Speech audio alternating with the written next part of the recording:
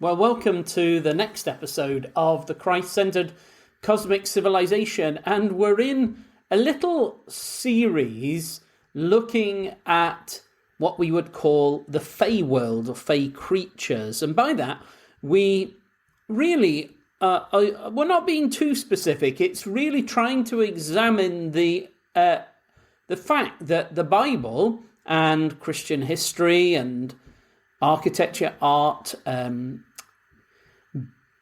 is aware of unseen creatures that, well, they're not necessarily always unseen, but we've initially defined them as living perhaps caught in the curtain that separates the heavens and the earth, so that they kind of are unseen as if they were behind the curtain, but they're not entirely so, and they do interact. They are kind of earthly creatures, and so they are sometimes seen, and we perhaps won't immediately go into an analysis of under what conditions they are seen, and whether we can bring those about. But that's what we're trying to do just for an episode or two, trying to address that if we want to have this big understanding of the cosmic civilization, and the Bible does tell us that there are unseen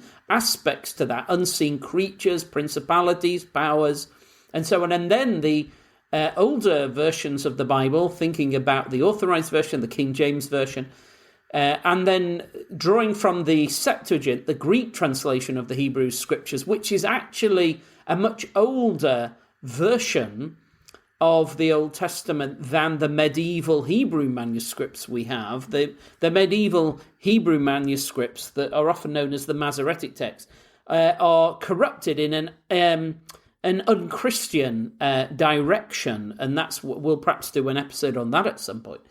But in the Septuagint, translated in 300 BC, these Fae creatures, or these, or what, let's just call them mythological, that's how they're often understood, creatures, are just listed as creatures that are part of the world, and that we may encounter them. Now, I don't know. They occur in the lives of saints, and we'll try and do an episode flagging that up before too long. Now, sometimes these unseen creatures, Fae creatures, are analysed and put into three categories, and so we'll offer that for what it's worth. The first is what we might call ghosts and goblins. Hobgoblins and foul fiends, as the old hymn has it. So this is creatures who are typically unseen, but not always, who are more fallen, more dangerous. If the kingdom of the air is Satan's kingdom, as the Bible describes that, then these are these kind of earthly unseen creatures that are much more obviously serving Satan's kingdom. They are dangerous and corrupted. We won't spend time analysing them. Then there's a second category of I don't know how better to put it, but let's just say small-sized creatures. There's the concept of the leprechaun, or I think I'll focus on the notion of the gnome, the gnomes. Now, for a modern post-Enlightenment person, if you talk about gnomes, they just think about slightly comic little figures that you can buy at a garden centre. And the Chelsea Flower Show has banned them from appearing in show gardens because they're considered to be ridiculous. It's a real tragedy that is what the gnome has been reduced to. They are typically an underground dwelling creature. This is the traditional view, who were often understood to help humanity in production work. So there's a wonderful example of that. There's a painting from 1848 by the German painter Karl Spitzweg, and it's of a gnome watching a train. So the trains have just started to become a major cultural feature of Europe. And the gnomes were always, in that traditional fairy stories, the gnome works at mining and production of mechanical devices. And the fact that human beings have gone and taken over this work of mechanical production for themselves, using factory systems and machinery and so on. And then the train is the kind of embodiment of this industrial revolution that human beings have taken on and do by themselves. And so the gnome is there in his cave, in the entrance to his cave, looking out, and in the distance you see this train speeding across the countryside. And the gnome is sad, and he's got his hands behind his back, and he's watching as if there's a sadness that it's as if humans do not wish to have anything to do with the gnomes anymore. The gnomes, it's as if they must now retreat and be uninvolved in human life and civilization for the time being. Tolkien, in the Middle-earth books, has them, the gnomes specifically mining for gemstones. So not mining in general, but really gemstone mining.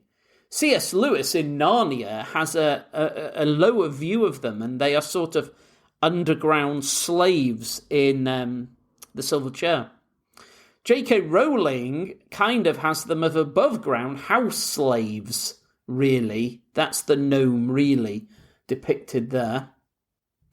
Well, anyway, so we've got the dangerous unseen creatures that these earthly creatures, ghosts and goblins, and then the gnome as typical of these what are called small-sized creatures.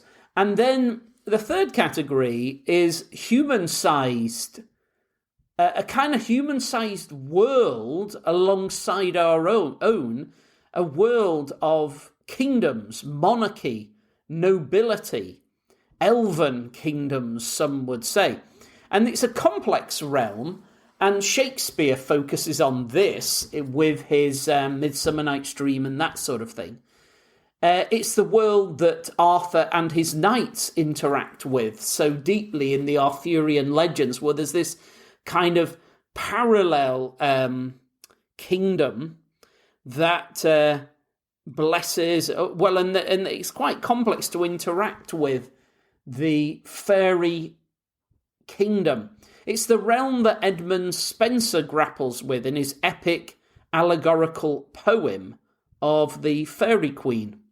So often I think this third category is probably what most fictional work has in mind when they're thinking about these unseen creatures that live on the earth but are rarely seen by human beings. I think probably that third category is what is mostly in mind. Now, there's nothing technical about this three kinds thing. I just find it helpful to help me think about the different stories that emerge and so on. There's a great little quotation in C.S. Lewis's Discarded Image where he's trying to think about the difference between the ancient and medieval world and our modern world. So in our modern world, writers and artists tend to, a lot of creative people, find the real world, the real heavens and the earth, boring, I guess. And that therefore people wish to escape into imaginary worlds.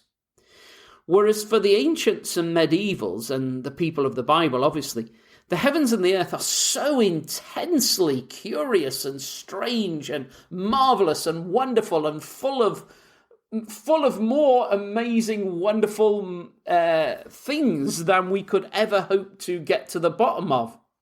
And so for them, the idea of producing imaginary worlds of fiction would have been so strange. Why bother making imaginary worlds of fiction when the real heavens and the earth are so wonderful, mysterious, magical, and so on? So here's the quotation, C.S. Lewis. If you'd asked Laserman or Chaucer, why do you not make up a brand new fictional story of your own? I think they might have replied, in effect, surely we are not yet reduced to that. Spin something out of one's own head when the world teems with so many noble deeds, wholesome examples, pitiful tragedies, strange adventures, and merry jests, which have never yet been set forth quite so well as they deserve. I love that quotation from C.S. Lewis, the idea that why bother imagining things when there are, like, even just human history is full of such wonders and great stories to be told. And then if we're capable of handling the idea that there are unseen elements to even the earth, let alone the heavens, that are mostly unseen. But it should be so that every day on earth is thrilling and mind-expanding and wonderful. What might we encounter once we are open to it? Now, I don't know, we'll probably only, we might get everything done in this episode. If not, we'll do one more.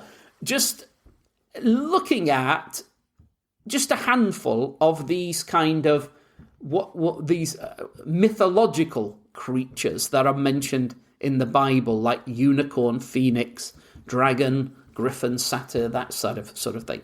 We'll begin with the dragon because everybody believes in dragons. Dragons occur in the oldest stories and art all around the world, from China to South America, throughout Africa, into Europe and the Middle East. Dragons occur all over the world and all through history. Everybody knows about dragons. They often take on quite different forms in different cultures. Some are brightly coloured and more mischievous than anything else. Others are depicted much more in dark colours and are grim.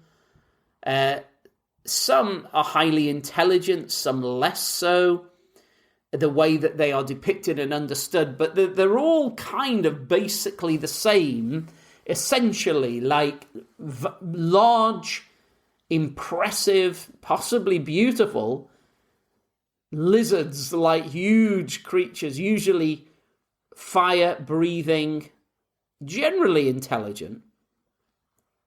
It's hard to doubt that dragons have been encountered by human beings, or else how can there be any explanation for this universal awareness of dragons? Humans have interacted with dragons. Now, although there is an argument that the global awareness of dragons is maybe direct memories of dinosaurs, so it's a kind of jumbled up memory of dinosaurs.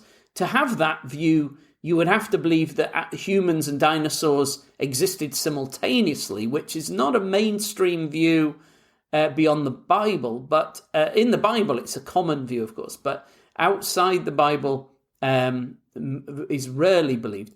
Or else another version of that is that people all over the world have seen fossils of dinosaurs and extrapolated out from that the images of dragons that occur in stories and art all over the world. But the only difficulty with that is the description of them as fire-breathing beasts with all the characteristics that they have and the basic similarities that they have is hard to reconcile with patchy, fragmentary fossils.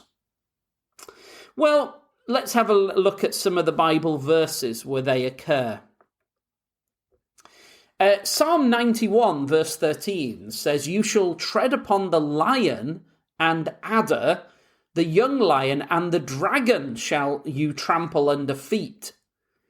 And this idea that there's a dragon that needs to be trampled underfoot, of course, immediately makes us think back to the original promise of Genesis 3:15, where there is a promise that the dragon will be trampled in that way. And that takes us, of course, to Revelation 12, verse 9, which indicates that the serpent in the Garden of Eden was the great dragon. So Revelation 12:9, the great dragon was cast out, that old serpent called the devil and Satan, who deceives the whole world. He was cast out to the earth, and his angels were cast out with him.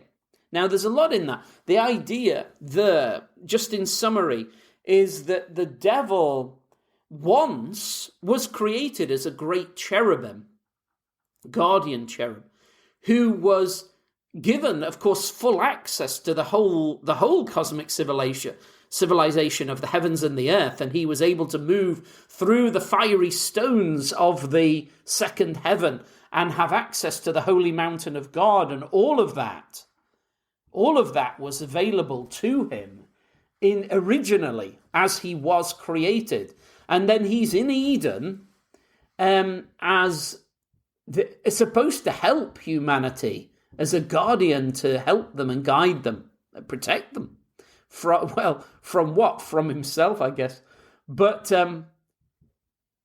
this idea of him, and then he in Revelation 12:9, he is cast to the earth, or as Genesis 3 puts it, must cursed to crawl in the dust and eat it, be a dust eater. Death, and of course, dust is what human beings become in death. So he's a death eater in that way. And then his angels cast out with him, which, if we think about Revelation, seems to indicate about a third of the angels believed in this rebellion that Satan accomplished with humanity. They did this together. He and humanity did this fall, what we've come to call the fall. And the consequence of that is that Satan's access to the heavens is revoked, and he's becomes an earth dweller, planet earth dweller. And he only is allowed to go into the highest heaven, or even the second heaven, I imagine, when he is summoned. And we see that at the beginning of the book of Job. So the Bible is clear that humanity certainly has encountered one dragon, the great dragon, in Eden, even if we were deceived by him. And with that in mind, we see how Ezekiel provides further description of this dragon cherub who was appointed to be a guardian in the Garden of Eden. So Ezekiel 28 from verses 14 to 16, speaking to him, "You have been in Eden, the garden of God. Every precious stone was your covering, the sardius, topaz, diamond, beryl, onyx, jasper, sapphire, emerald, carbuncle, and gold." Now that's fascinating. We'll just stop there for a second, because there he is wearing a gold, or literally his very skin is gold embedded with these 12 stones, precious and semi-precious stones. And that tells us something about how wonderful a creature he was, because, of course, the great high priest of all creation wears the breastplate with these stones upon him. It is the priestly garment, and that his role, he was created to be such a creature, to bring together the heavens and the earth. And then he abuses that priestly role. And then it's revoked, and he is no longer able to mediate between the heavens and the earth in this special way that he was given. And he's no longer able to be that sort of one to move between the heavens and the earth, and he is cast to earth only. In the workmanship that was prepared on him is wondrous in the day that he was created. And then the Ezekiel 28 carrying on. You are the anointed cherub. I set you so, and you were upon the holy mountain of God. So he was originally able to access Zion, the highest heaven, the very mountain of God that is in the highest heaven. He was even able to get to total access from around the throne at the highest heaven right through to the earth and all that is between. And that is made clear if we keep reading. It says, you were able to walk up and down in the midst of the fiery stones. The fiery stones there is almost certainly referring to the second heaven and the galaxies and all the stars, the burning stars that are so, countless numbers of them throughout the second heaven. So he had this full access to move between earth and the highest heaven, all of that. And Ezekiel 28 again, you were perfect in your ways from the day you were created till iniquity was found in you. So that is an amazing idea of this dragon, the great dragon who was angelic being. And then he has others with him who are thrown to earth with him, these angelic creatures. Were there also dragons, other kinds of dragons that were part of his entourage, angelic dragon creatures? And that accounts for the diversity of dragons that are known throughout the earth in all the different cultures. I don't know, that maybe that would make some sense. And did they perpetuate other kinds of dragons, more earthly kinds of dragons? Again, I don't know. But they do occur, and they are the presence of them in Psalm 91 is something so that people know about them at that time. Well, that's perhaps all we can say about dragons. Let's move on to something maybe even stranger, perhaps, the concept of satyrs. The Septuagint uses this word at times in the Old Testament. It's there in Isaiah 13, verse 21 in the King James Version. It says, wild beasts of the desert shall lie there, and their houses shall be full of doleful creatures, and owls shall dwell there, and satyrs shall dance there. So they dance in Isaiah 13:21. Then in Isaiah 34, verse 14, it says, the wild beasts of the desert shall also meet with the wild beasts of the island, and the satyr shall cry to his fellow. So there they are.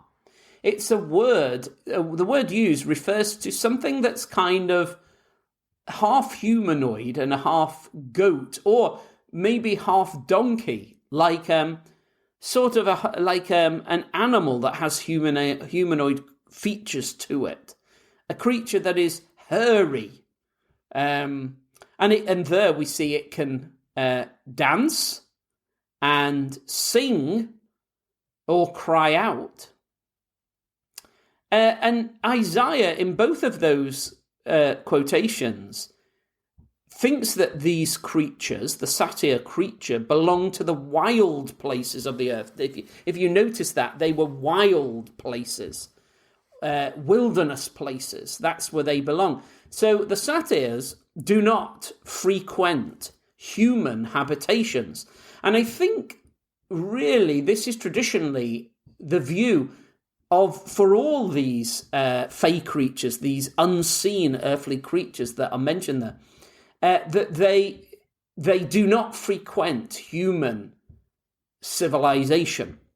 And so if we today live in built-up areas, and the vast majority of the world does, we are extremely unlikely to encounter Fae creatures. They do seem to be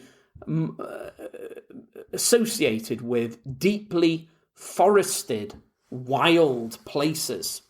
So Hermia and Lysander, this is in Shakespeare's Midsummer Night's Dream. Hermia and Lysander, they encounter the Fae Kingdom in the deeply forested places. And that whole play from Shakespeare is about the overlap of the fairy realm and the earthly realm. Now, how to explain what are they, the satyrs? Both the two Bible scholars, John Gill and Albert Barnes, Albert Barnes is sort of, I think he's 19th century, isn't he? And then John Gill, 18th century. They believe that satyrs were a form of demon. And they justify that by drawing on the language of Revelation 18, verse 2. I don't find it entirely persuasive, though. It's not obvious that demons only go to places unoccupied by humans. But it is possible. I mean, look, how do we know? I don't know. Maybe that explanation is as good as any other. That the satyrs are a remainder left over from, again, that third of angelic creatures that falls with Satan. That is possible. I'm not persuaded by it, but I acknowledge the plausibility, perhaps, of it. I'll tell you what. That's we still could look at griffins, Leviathan, Behemoth, and others. I think we'll leave that for another episode. We'll do one more episode looking at these different kinds of creature and looking at what the scriptures say about them and try to make something of that. And then we might spend one episode just looking at them in church history, and then let's move on to music. We'll do music after we've finished with this.